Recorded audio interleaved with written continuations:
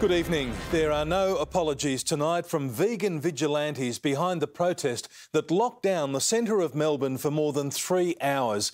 It was designed to inflict maximum mayhem in the morning peak, with protesters chaining themselves to vehicles and red lights in the CBD, shutting down trams and forcing emergency services to reroute ambulances. It was an unappetising recipe for peak hour mayhem. Hundreds of vegan protesters, some in chains to symbolise animals in captivity, plus delayed commuters and police trying to clear one of the city's main intersections. As roads faced gridlock, 7 activists who were chained to minivans were cut free, dozens of others carried away. We're shutting down the centre of Melbourne because animals are suffering in ways that we cannot imagine. The animals that are oppressed, exploited, murdered, tortured. About 200 stopped traffic outside Flinders Street station just before 7, taking police, pedestrians and motorists by surprise. Why can't I get my grandchildren who are waiting over there? What do? You just sit there and unfortunately be inconvenienced, and we've got a job to do and they don't, by the sounds of it. There are 5 major trauma hospitals in the CBD.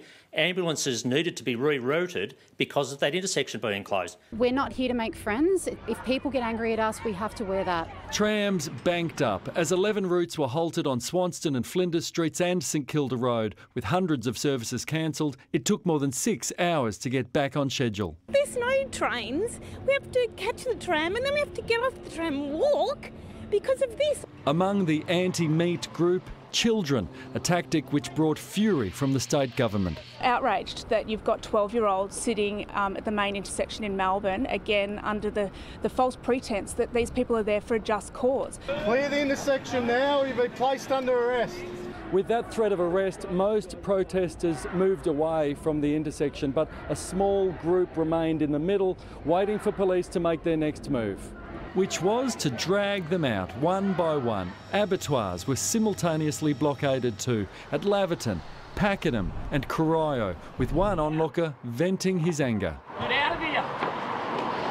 Get out! Melbourne's aquarium was also targeted. Inside the Sea Life Aquarium, we consider it a prison. The Prime Minister encouraged farmers to launch legal action. The Commonwealth is totally open to supporting them in a test case to show these green-collared criminals that you don't get to go and pull the rug from under our Aussie farmers. 39 people were arrested and charged, including 2 aged 17 and 1 just 15.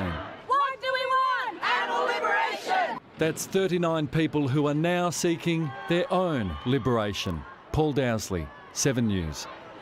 Good evening. Dozens of animal activists who held the heart of our city hostage this morning are facing jail time.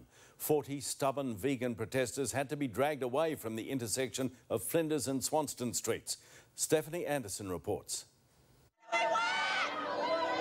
Forced from their sit-in one by one, police swoop on vegan activists refusing to follow orders.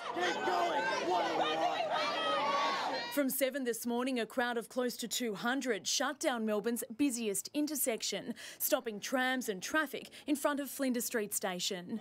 Intersection, or you're going to be placed under arrest, okay? We want people to wake up. Animals are suffering in ways that are completely unbelievable. They are scared, they are terrified, they are mutilated, they are slaughtered, they are stabbed. Rented vans bolstered the roadblock with people chaining themselves to the rear bumper bars. We have been asked to move on.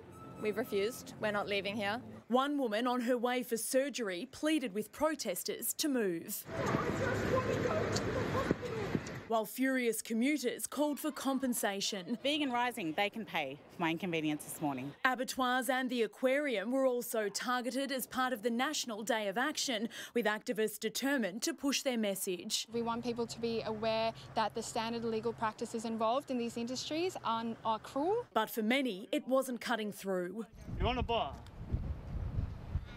Why don't you get a job? I think they're a bunch of idiots. The activists had vowed to block this intersection for as long as possible, but after almost 2 hours of protesting, police were moving them on. Everyone move.